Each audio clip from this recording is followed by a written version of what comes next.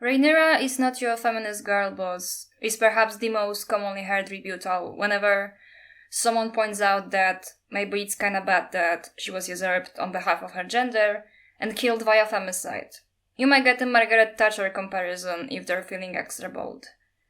The problem is, all of this is non sequitur.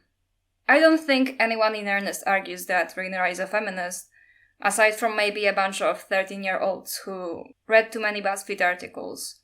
So why is this such a common rebuttal? Because it's merely a strawman that avoids addressing the actual argument being made. That Rhaenyra, while herself not a feminist or progressive, did have a progressive cause, and for that argument, there is no good rebuttal, hence a strawman is necessary. Today we will address this argument, why is it so stupid yet so persistent, and why you can, and honestly should, support Rhaenyra's claim for the throne, without that in no way, shape or form diminishing your feminism, with functionally equivalent examples from real-world history of non-progressive figures with a progressive cause, as well as an analysis why Rhaenyra is held to this standard in the first place. In order to fully understand the arguments that I'm making, I recommend that you watch the previous release, Proto-Feminism in A Song of Ice and Fire, since this should be watched in conjunction as two parts of the same whole.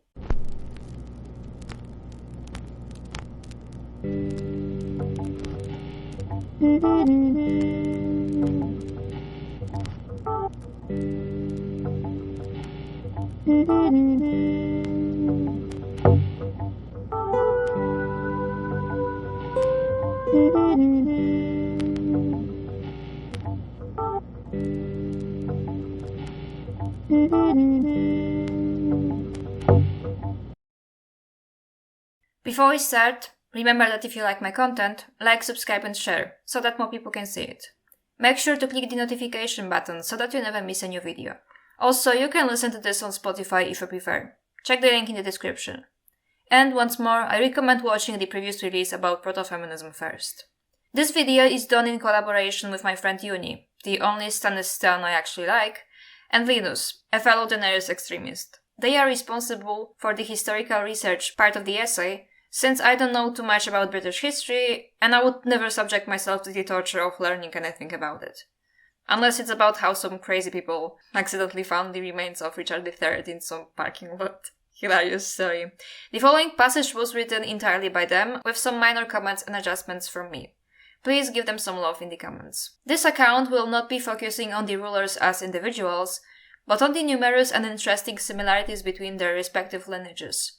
Specifically, in terms of the rules of inheritance for women, and whether there are any interesting insights from history that can also be used to nuance and deepen our understanding of A Song of Ice and Fire universe. Why did the Dance of the Dragons occur? On a surface level, the Civil War was the direct result of a difference of opinion in regards to the inheritance laws of the Iron Throne.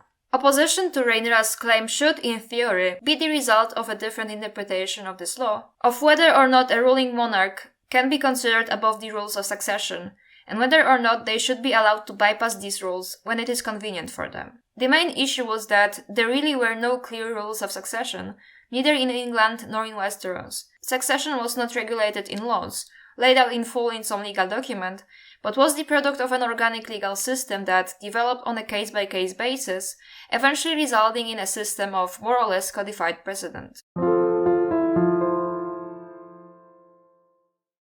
Before we delve into the Anarchy, the civil war that likely served as an inspiration for the Dance of the Dragons, we must actually go back to the ascension of the House of Normandy onto the throne of England.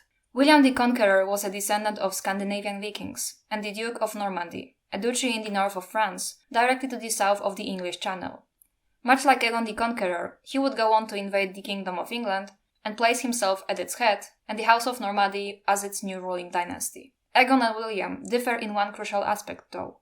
William's claim to the English throne was not reliant on some legal concept of the conquest as the initial forging of the realm into a single political entity, but actually on the inheritance of an existing title.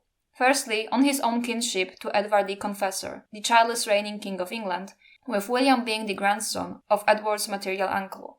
Secondly, on the claim that Edward the Confessor had designated William as his chosen heir.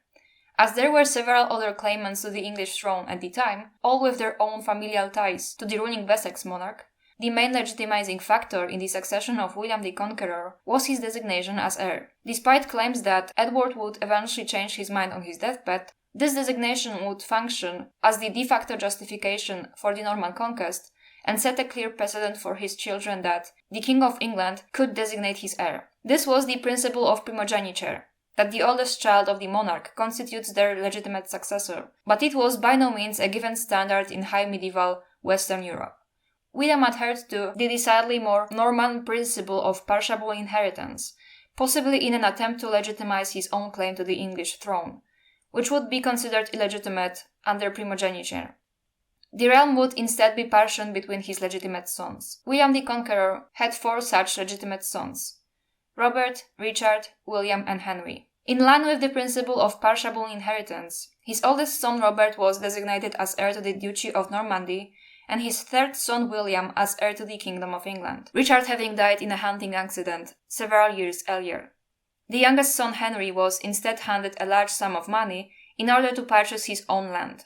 As such, the death of William the Conqueror brought about the crowning of his 3rd son as William II of England, who would go on to die childless in another hunting accident. In an explicit rejection of primogeniture, William the Conqueror's youngest son Henry would instead seize the throne for himself, entirely bypassing Robert, the still living oldest son of William the Conqueror. Unlike Aegon's conquest of the 7 kingdoms of Westeros, the House of Normandy had no established traditions of primogeniture to take into account during their own conquest. As such, Henry I had free rein to justify his claim to the English throne by arguing that sons born to a reigning monarch should take priority over those born to a monarch from before their ascendance to the throne. Other than the fact that might makes right, the only thing that everybody really could agree on was that sons would always take priority over daughters. The specifics of this assertion, such as whether women could inherit the throne at all, or only when there were no male heirs available, was left for future generations to decide more or less as they came about.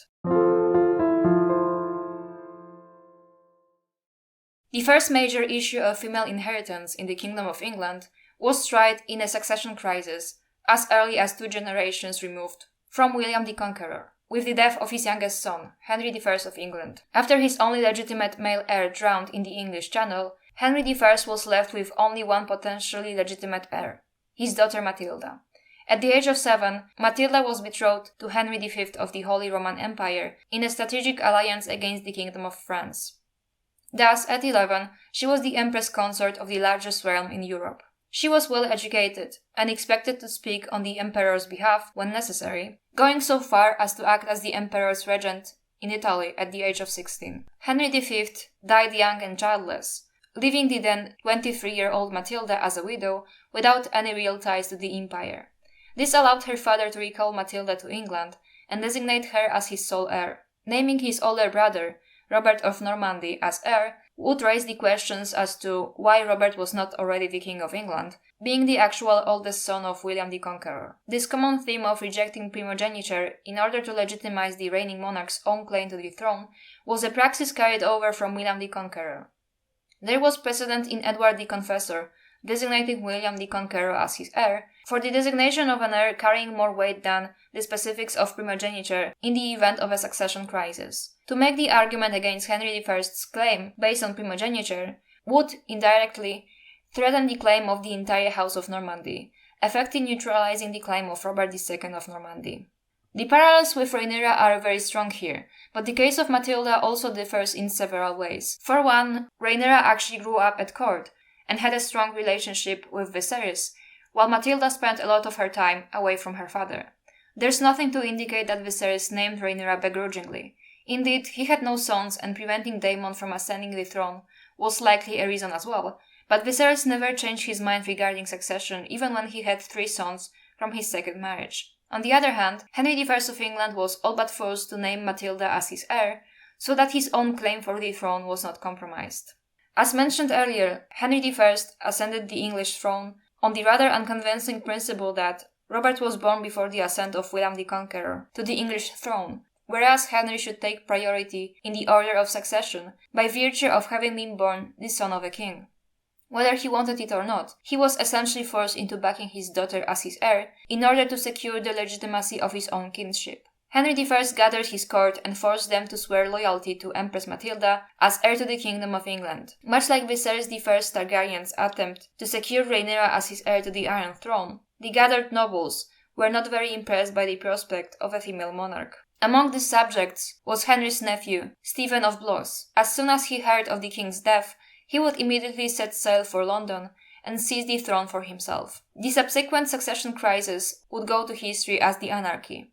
Despite being the son of one of William the Conqueror's daughters, tracing his claim to the English throne through the female line, Stephen of Blois managed to secure widespread support in England, partially because of him having seized the initiative, but in large part because the realm refused to accept a female monarch, and irrespective of the fact that Empress Matilda was the ideal royal heir. She had several years of rulership experience and was the legitimate child of the king, and had already secured 3 male heirs. These merits alone would have cemented her claim to the English throne beyond all doubt, were it not for her sex. It was only through the defection of her illegitimate half-brother, Robert of Gloucester, that she managed to establish some base of support in the English mainland and fight for her claim. Stephen, for his part, further justified his specific claim to the English throne by utilizing a simmering conflict between Matilda and her father over outstanding dowry payments to claim that Henry I had recanted his appointment of Empress Matilda as his chosen heir and instead designated Stephen as such on his deathbed. Both claimants were, in effect, arguing the same legal principle here, only differing in their opinion of which of them had been designated by Henry as his legitimate heir. Interestingly, in Fire and Blood, the Greens never once used the deathbed excuse for themselves, even though they could have. Their only line of defense of Aegon's claim was always his sex, and the throne not passing to a woman, not Viserys changing his mind at any point, even though this would be a very convenient excuse, and Stephen did not hesitate to use it himself. Just as Henry I was lauded for keeping the peace through his decidedly authoritarian style of leadership, Stephen too was raised to the skies for his martial prowess and uncompromising struggle against the supposed pretender heir to the throne. These were qualities that were seen as uncontroversially necessary in an English monarch. But whenever Matilda came close to acting such as her position required of her, she was criticized for rising above her place as a woman. Matilda was explicitly punished for exercising political power in her own name, making her too masculine in the eyes of many, but she was, in effect, also punished for the following inability to wield unquestioned political power in the same manner as her male counterparts, thus making her too feminine in the eyes of many.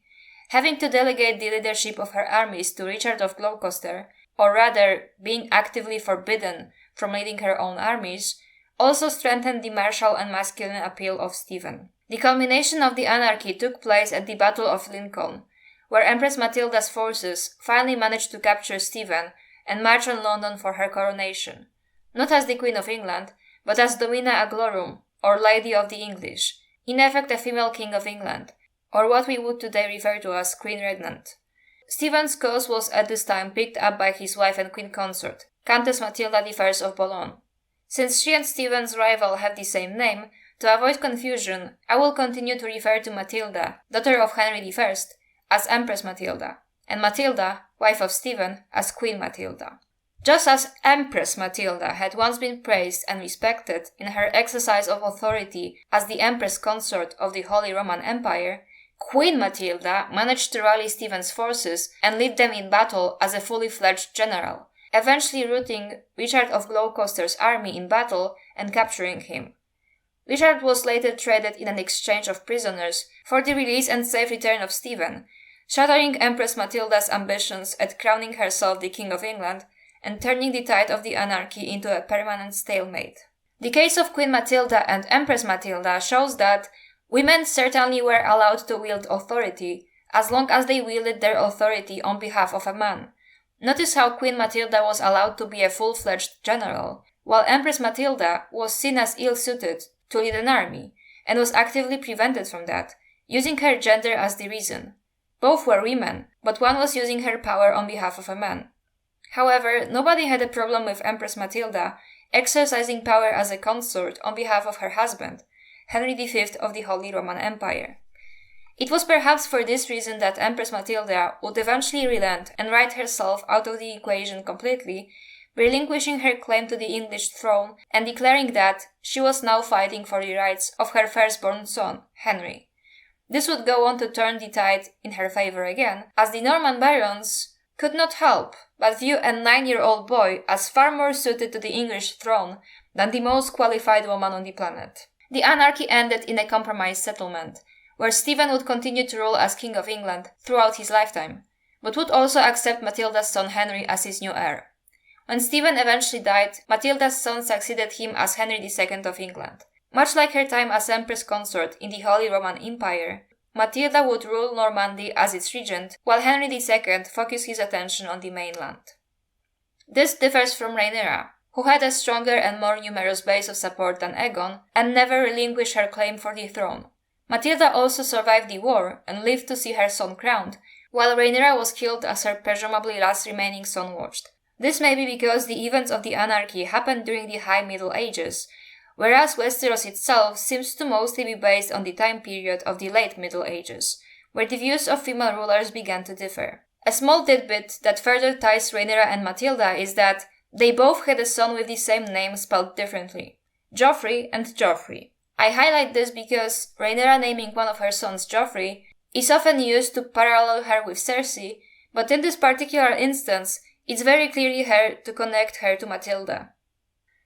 To sum it up, this entire succession crisis was triggered by the inability of the House of Normandy to recognize an obvious male descendant, as would be uncontroversial in any existing system of male line primogeniture. Such a move would trigger a crisis of legitimacy on the part of the reigning monarch, because their own claims were based specifically on a rejection of this kind of inheritance law. The only reason why Empress Matilda was even considered as an heir in the first place was her role in securing the claim of Henry I of England. This was a logical move on behalf of the king, but a move that set a dangerous precedent on behalf of women in general. The concept of every subject in the realm owning fealty to a female queen regnant could only be interpreted as a personal insult against all men and a general degenerating influence on the patriarchal family as an institution. Empress Matilda was a woman characterized not by some proto-feminist political praxis, but by her own personal ambition. At the same time, the Anarchy teaches us that the institution of patriarchy will mobilize men as a class to fight for their interests, and sabotage any and all ambitions for women to wield personal authority in their own name, rather than on behalf of a man.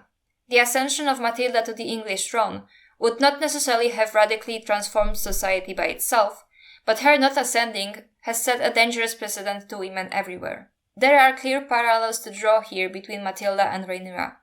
Rhaenyra was neither a feminist nor a proto-feminist, but another powerful woman with personal ambition.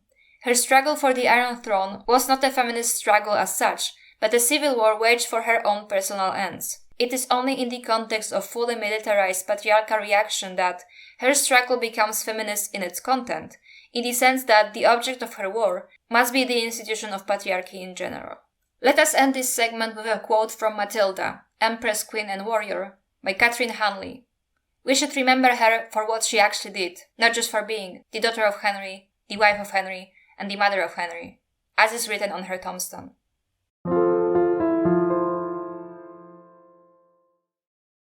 The second major issue of female inheritance was tried in a succession crisis in the newly established Tudor dynasty, several centuries after the Anarchy.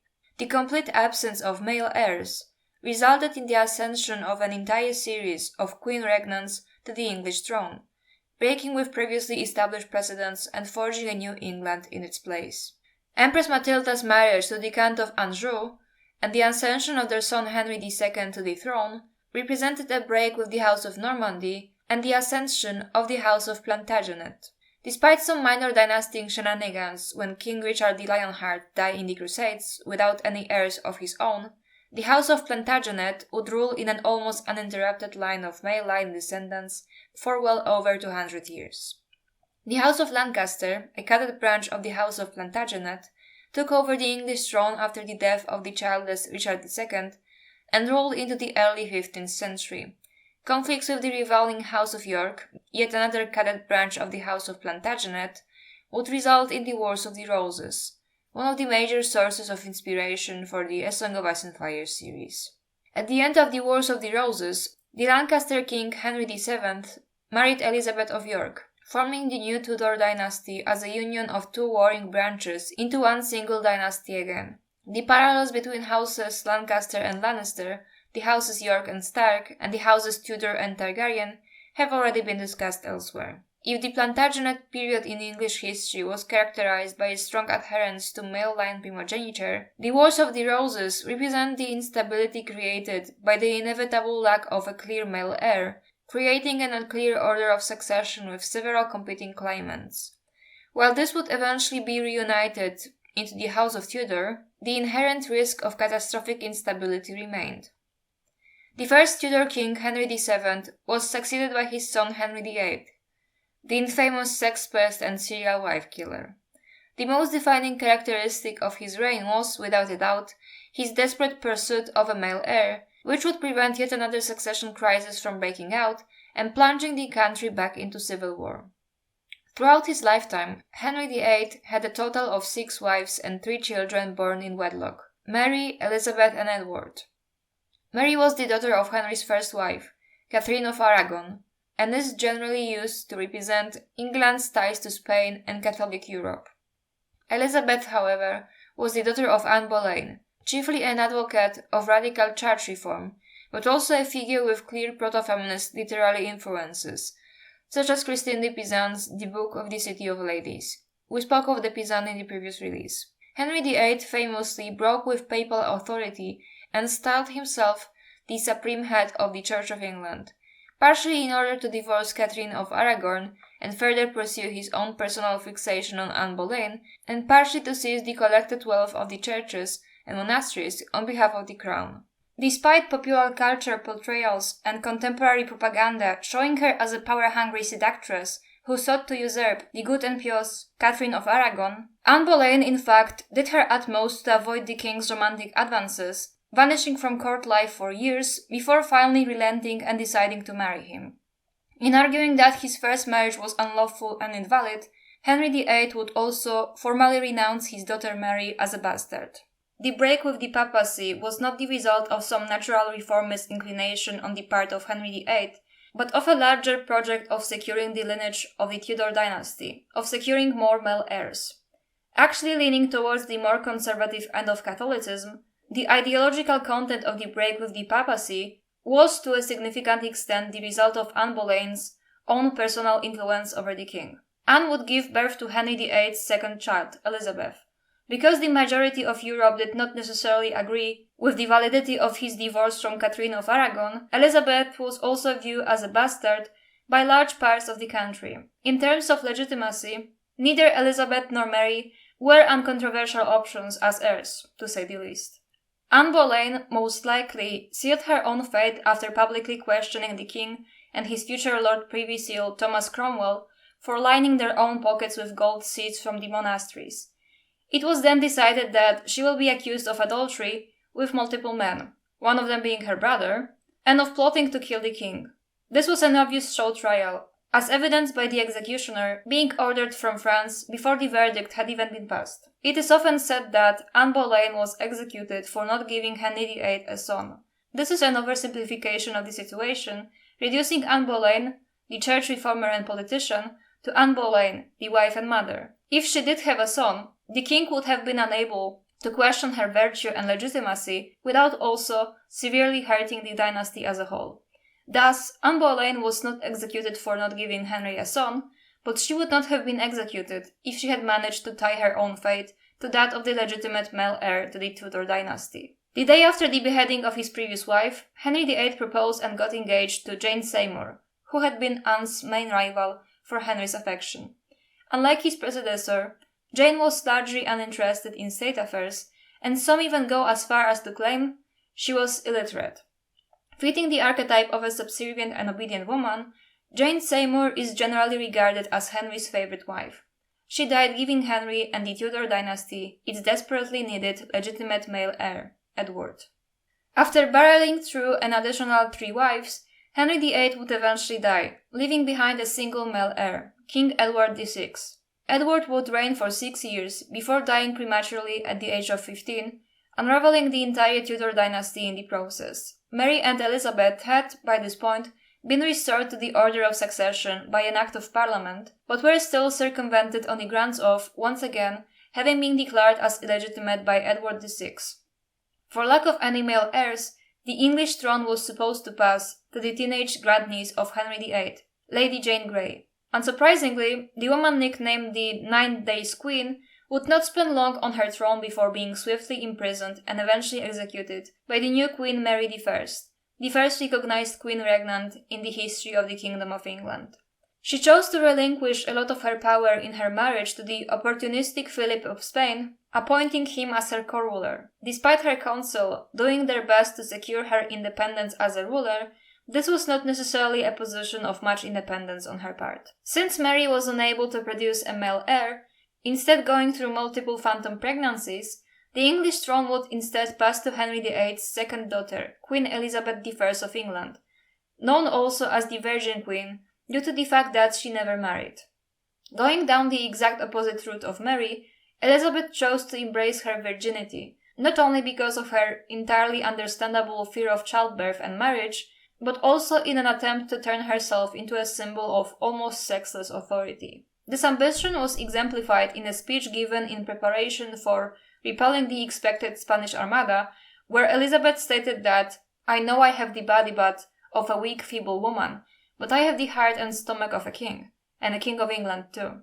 Elizabeth I was eventually succeeded by James I of House Stuart, her first cousin twice removed, marking the definitive end of the Tudor dynasty. The entire mid-Tudor succession crisis is haunted by the precedent set several centuries before, in the aftermath of the Anarchy, a precedent that was upheld during the course of the Wars of the Roses, that women are fundamentally unable to inherit the English throne.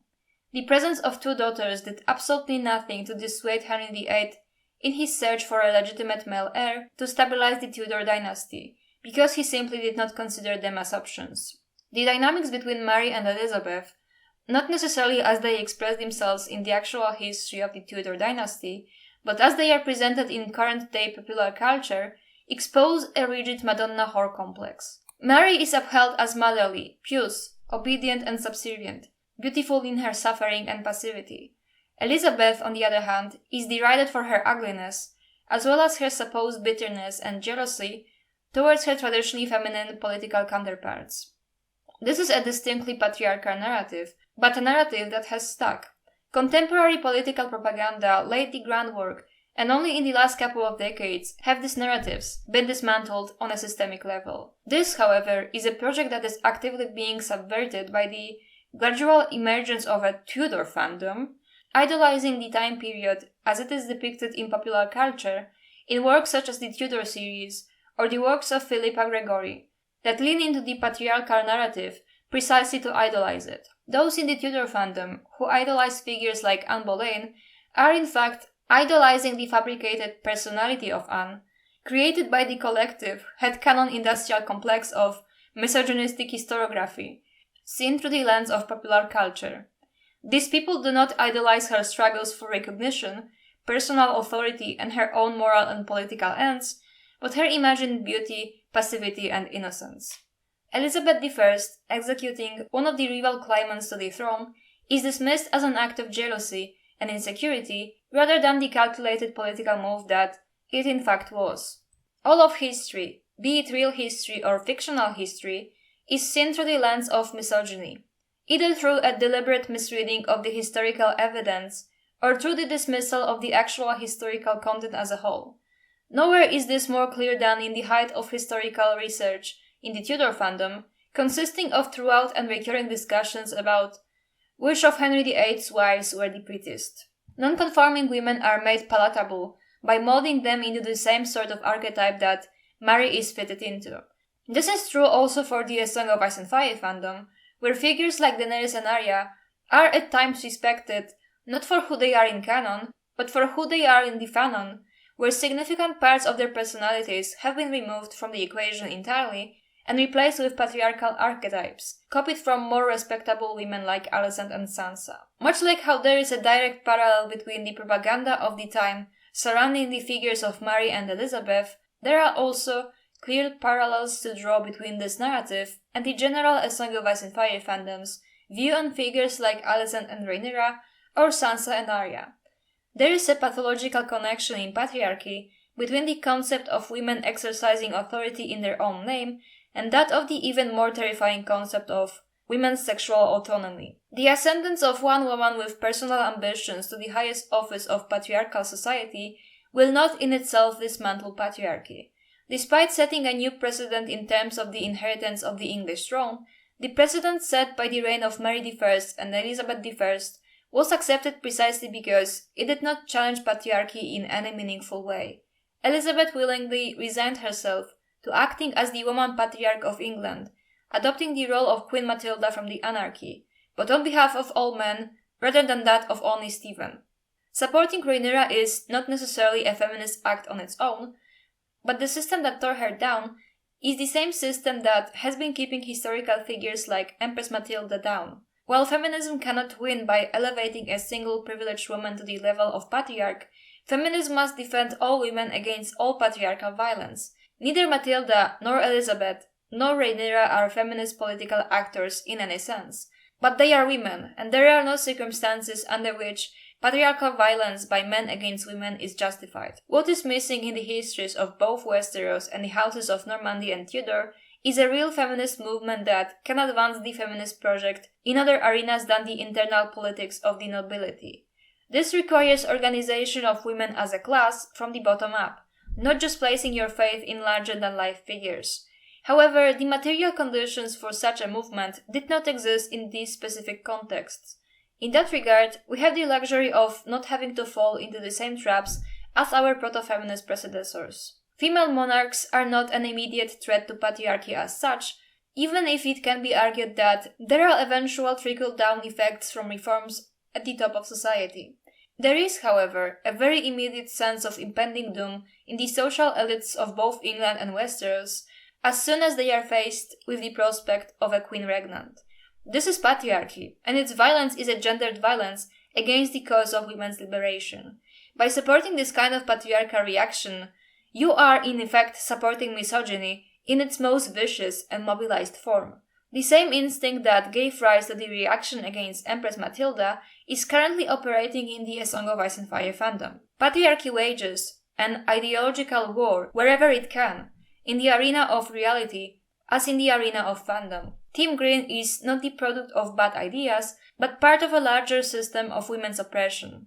Regardless of the actual consequences of who sits on the Iron Throne in the end, the people who tend towards supporting Team Green are people who are inclined towards supporting the side of the patriarchy.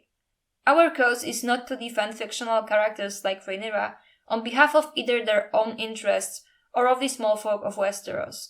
They are fictional characters and do not need our help. However, as members of this community, we have a duty to root out the vicious misogyny that informs the fandom's relation to any and all woman wielding power in their own name, whether real or fictional. The issue is not primarily with the books themselves, but with the audience interpreting canon on behalf of patriarchy at every possible opportunity. To accept this conditioning or to take part in it yourself is to accept the systemic conditioning of the audience to champion the cause of patriarchy in reality as well. We defend and champion the cause of Rhaenyra and all other women in fiction who exceed the rigid boundaries of patriarchy, who refuse to conform to the expectations of Westeros, but also to the expectations of the audience, who fall into the same general pattern of vicious patriarchal reaction as the Lords of Westeros. We defend them not because they are feminists, but because their actions put them in opposition to the established order, because they open another front for us to expose the outright slander and misogynistic mockery on the part of the audience. Nobody cared about the small folk when the Lannisters and Starks fought amongst themselves. They are brought up when it is convenient, when they can be used to discredit any and all women exercising their independence. They are brought up, in the cases of Daenerys and of Rhaenyra, in complete opposition to what is established in the actual canon. We all know that actual feminist political praxis has to come from below, but this is trotted out only when it is convenient.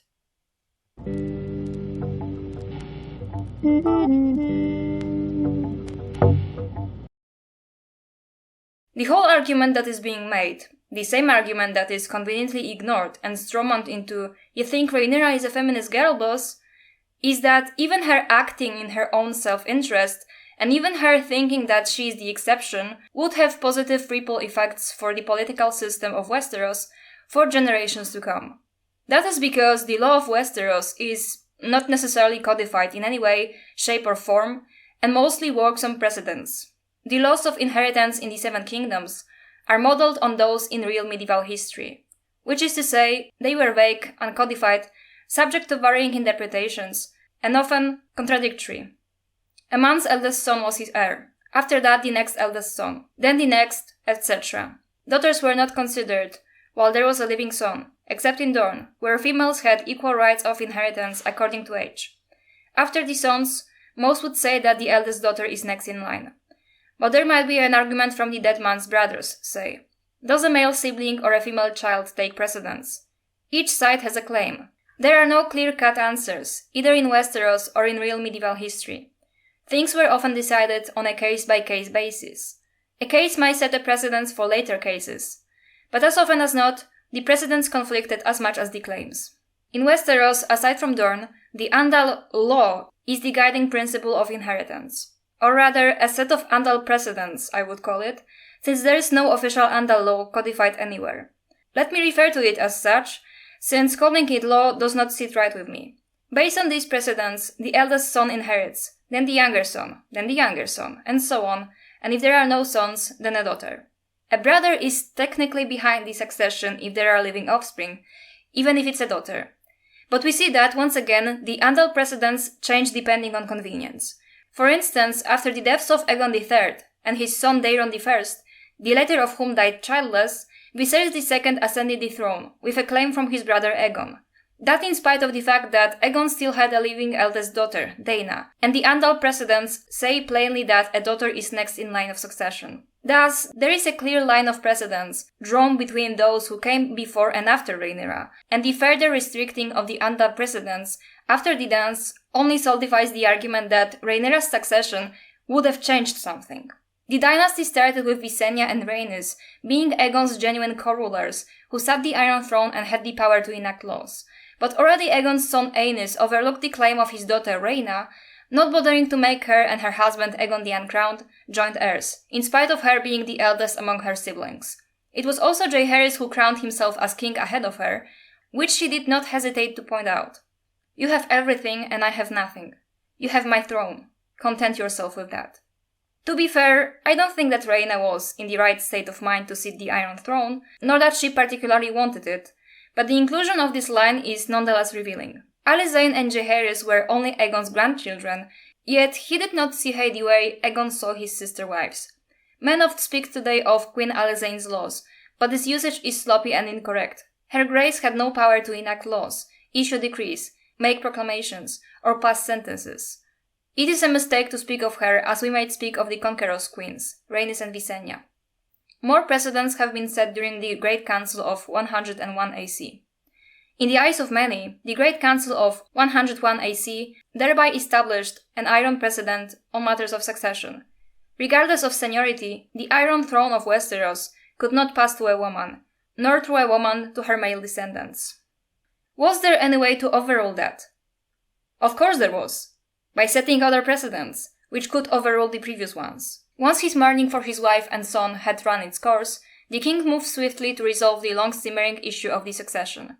Disregarding the precedents set by King Jaehaerys in 92 and the Great Council of 101, Viserys declared his daughter, Rhaenyra, to be his rightful heir, and named her Princess of Dragonstone. In a lavish ceremony at King's Landing, hundreds of lords did obeisance to the realm's delight as she sat at her father's feet at the base of the Iron Throne, swearing to honor and defend her rights of succession. In case Rhaenyra did succeed Viserys as a ruling queen of Westeros, the country would finally have the precious precedent of a throne passing to a woman, and that precedent could be used in future disputes, and to, perhaps, establish absolute primogeniture in the future. Those are the ripple effects. The mere existence of a precedent would be something, anything to point out in the future.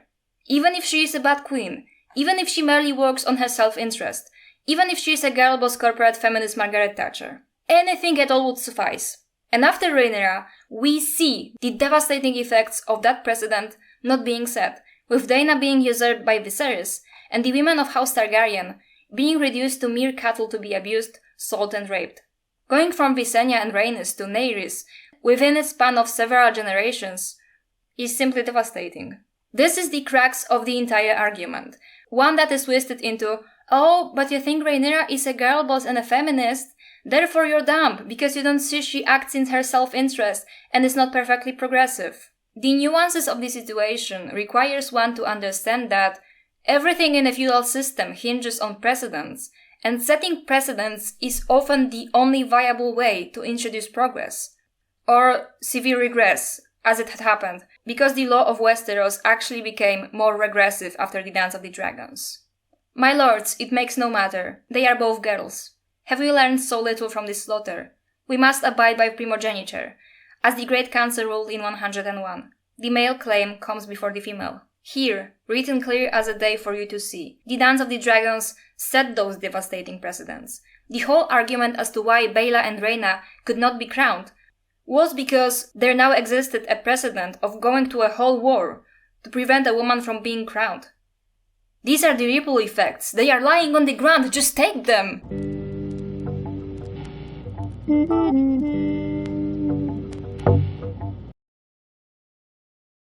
The insistence that Rhaenyra would only be a viable figure to support if she was squeakily clean and perfectly progressive would imply three things. 1. It would diminish the realism of the story and rob her of any realistic flaws, thus making her a worse character. 2. It would be anachronistic. 3. It would place certain conditions on her that are not expected of other characters fighting for power. I have several gripes with how George wrote Rhaenyra, especially as opposed to how he wrote the men around her, chiefly the competence levels. Yet, one of the problems I personally don't have is that he didn't make her a walking anachronism, nor did he fill her mouth with empty slogans about gender equality to make her more palatable. I believe he did so deliberately, precisely to challenge his audience, ask them who they believe deserves sympathy, and to examine the biases they might have. Yet another challenge they failed miserably. As established in my previous release, there is no feminism in Westeros. Feminism as a movement came into existence in the 19th century, and everything before that was proto-feminism at best. Calling Westerosi characters feminists or expecting them to hold actual feminist positions shows political and historical illiteracy. Westeros is a feudal society. The groundwork for actual feminism had not yet been developed. There exists no feminist literature, no feminist theory, no feminist thinkers or scholars. Where do you presume should Rhaenyra gain feminist insights? From which foundational in-universe feminist text? From which waves, none of which have yet started? From which thinkers, since there are none? Should Rhaenyra become a proto-feminist scholar overnight? If so, how? She is a product of her time, as are all women in that world. The proto-feminists of the world of Azoyath are few and far in between already. Most of the women do not question the expectations placed on them or other women. Most of them accept them wholly and unquestionably. Rhaenyra had every right to believe that she is an exception, because by all means, in the context of the story, she was an exception. Her personal beliefs, however, are completely irrelevant here because the case is bigger than she is, and the ripple effects would go far beyond her as a person. Expecting Rhaenyra to be a feminist is anachronistic, historically and politically illiterate, and just plain stupid. This leads to other strange implications, though. Let me ask the poignant question. For whom feminism or proto-feminism is even for? Who should be guaranteed protection against misogynistic violence, gender oppression, and usurpation? Should this right only be reserved for people with progressive views, feminists, proto-feminists, or those who meet a certain feminist quota? Let's look at the reality of the situation at large. No woman in Azoyath is a feminist. Very few are proto-feminists, yet all of them, no exception, suffer from gendered oppression and gendered violence, and even those who not hold proto-feminist positions face usurpation and have their rights denied. Honestly, even in the 21st century, most women are not feminists, and even less have perfect feminist politics. Does that mean that feminism should exclude them? Is rape, sexual assault, discrimination in the workforce, femicide and other symptoms of misogynistic oppression acceptable punishments for women who do not meet your feminist quota? If so, your feminism is dogshit and will never achieve anything. It's yet again placing conditions on people who, shockingly, might have flaws, imperfect politics, stances and behaviors, but who nonetheless should not be punished for those with misogynistic oppression. Misogyny is such a pervasive, widespread, and normalized form of prejudice that not only is it always considered an issue of secondary importance, if it's given any attention at all, women are perhaps most often the class for whom support in the fight against their oppression is conditional, and for whom that support is revoked over the most arbitrary reasons. Worse yet, misogyny is often seen as an appropriate punishment for women. Watch out. I'm about to say something extremely controversial. Even the women you hate and want dead do not deserve misogyny. Even right-wing women. Even reactionary bigoted women. Even the imperfect women. Yes, even Margaret Thatcher and Hillary Clinton do not deserve it. Call me whatever buzzwords you want. Say that I'm a corporate feminist, a liberal feminist, girlboss feminist, white feminist, fake feminist. Not a single woman in the world, even the despicable ones, deserve misogyny, rape, sexual harassment. They also do not deserve apathy in the face of this violence. It's either all women or none that deserve it. You don't get to pick and choose. Many people use the argument that if you permit misogyny against women you hate, sooner or later you will find reasons to justify misogyny against just about everyone. Hence, misogyny against despicable women is wrong. And it's true. But we should go a step further, actually. You should not be a misogynist to women because misogyny is always wrong, no matter who it is directed against. Period. Calling Rhaenyra a Margaret Thatcher-like figure especially shows that nobody is making those arguments in earnest. They just pick a name that evokes a lot of negative emotions to silence opposition, a name against whom misogyny is seen as permissible, or who somehow did not experience misogyny. Many progressives seem to be under that impression, that women in positions of power, bourgeois women, or otherwise privileged women, are shielded from misogynistic violence. One look at the real world shows otherwise. Nothing ever shields women from misogyny. A bourgeois woman raped by her husband is as much of a victim as a proletarian woman raped by her husband. A bourgeois woman killed in a femicide is as much of a victim as a proletarian woman killed in a femicide. And so on and so forth. Yes, even girlboss corporate feminists face misogyny in their workplaces, and they should not be subjected to it.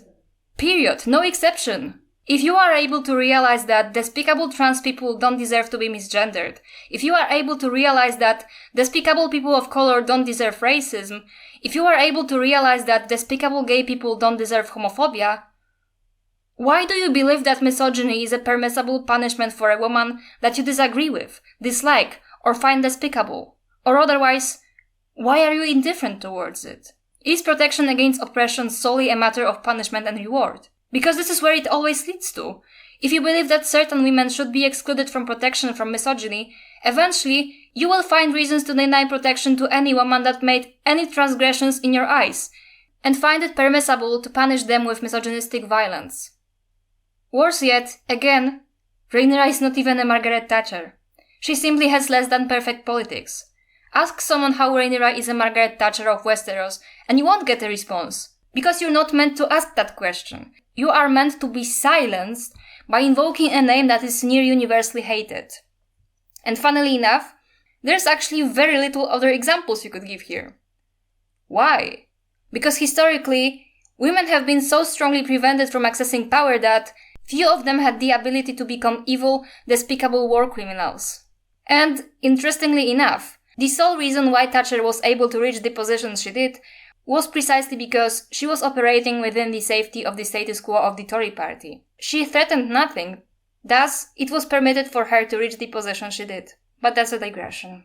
The purpose of disparaging Rhaenyra the way that she is disparaged is not there to apply some genuine criticism. It is solely there as virtue signaling. Look, my feminism is so much better than yours because I despise Rhaenyra, who fails to meet my standard of progressiveness. But that virtue signaling is there merely to hide one's apathy towards the violence done to Rhaenyra, ignore the context in which she exists, and why nobody ever expects other characters to meet certain quotas in order to be deserving of rule or plainly protected from violence.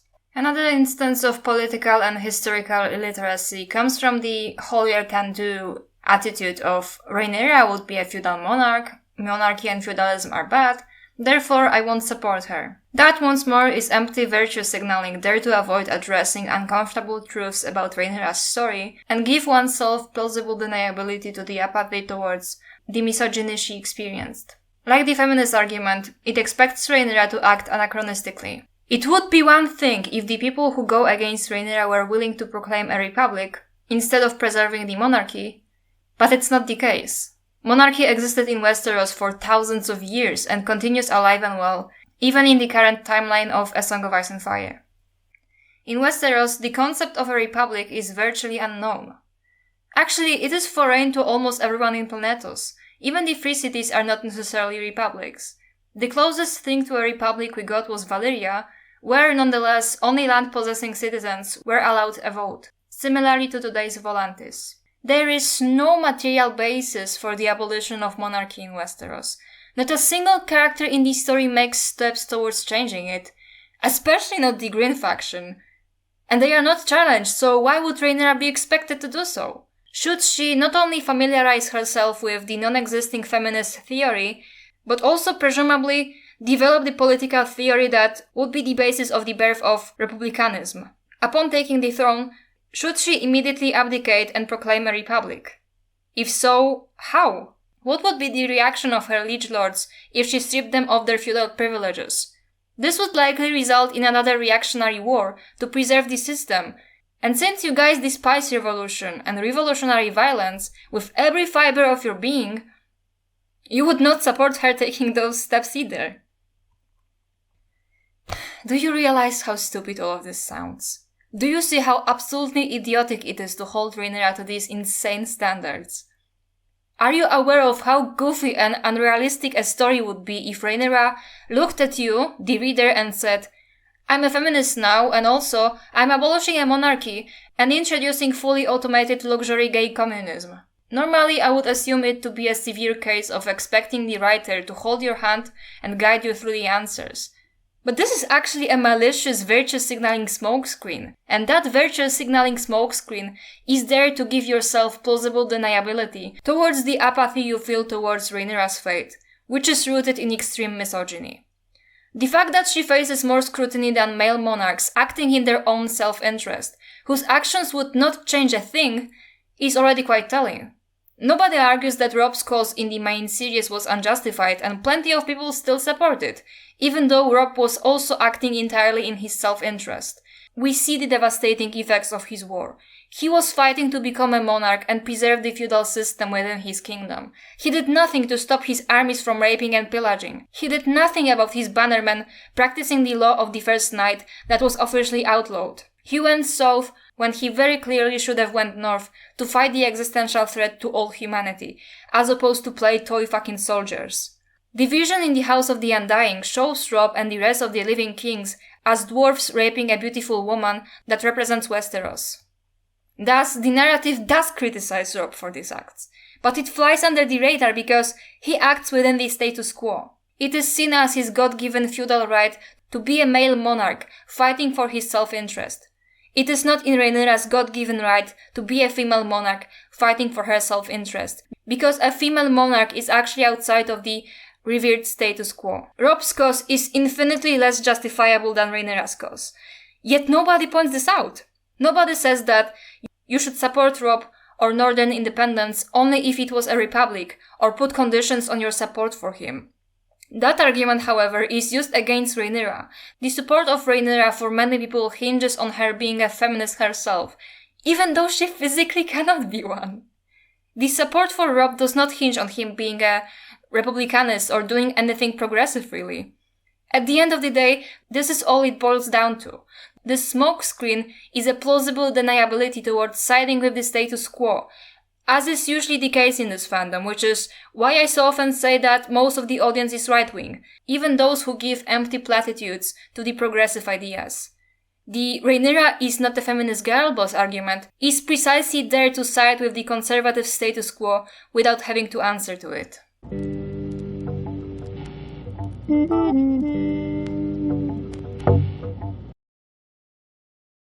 Rhaenyra is held to a completely different standard of morality, not only because she is a woman, because women are always held to a different standard, but also because her cause is progressive and challenges the status quo.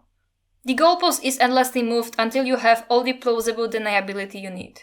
But I can guarantee you, if Rhaenyra was a walking anachronism, if she wished to proclaim a republic, if her mouth was filled with empty feminist slogans people so love, there would be some other excuse, because the moment you place conditions, you will be searching for those conditions no matter what, bending the narrative to your whims. Rhaenyra is not a feminist takes do not engage with the actual arguments being made, because if they did, the supposed progressive, true feminists of this fandom would not be able to debunk it without sounding like deranged misogynists. The I won't support Rhaenyra because she's not a real feminist is nothing but a smokescreen used to not engage with Rhaenyra's material reality and let yourself remain apathetic to the fact that her situation resulted from plain, unabashed misogyny, and she died in a misogynistic hate crime. The Dance of the Dragons asks you to have sympathy for someone who is not necessarily sympathetic. It asks you to put aside your unreasonable standards of morality for the sake of the victim of horrific misogyny that resulted in a femicide. Most of you fail. Most of you gleefully believe that not only she deserved all of it, but deserved it because she felt the arbitrarily imposed standards that is plainly impossible for her to reach. You yap about complexity and nuances of the dance, but actively want this story to be worse because you expect Rhaenyra to be denied that complexity and nuance, and instead be a shining beacon of light with feminist slogans she physically cannot have flowing out of her mouth every sentence. Not a character, but a statement. You expect to have your hand held as you are carefully walked through this frankly straightforward story. And fact for the matter remains, if Rhaenyra indeed was the way you wish her to be, you would still find reasons and excuses. The whole point of this argument is to move the goalpost until it's impossible to reach. It's far easier to create an impossible standard than to confront yourself with your own bias and extend sympathy to a woman you personally don't like. Thanks for watching. Once more, a big shout out to JUNI and Linus, whose research elevated this video to probably my best one yet. Please give them both a lot of love in the comments. Remember that if you like my content, like, subscribe and share so that more people can see it. Make sure to click the notification button so that you never miss a new video. And remember, Phoenix rises from the ashes, and ashes always stand on top.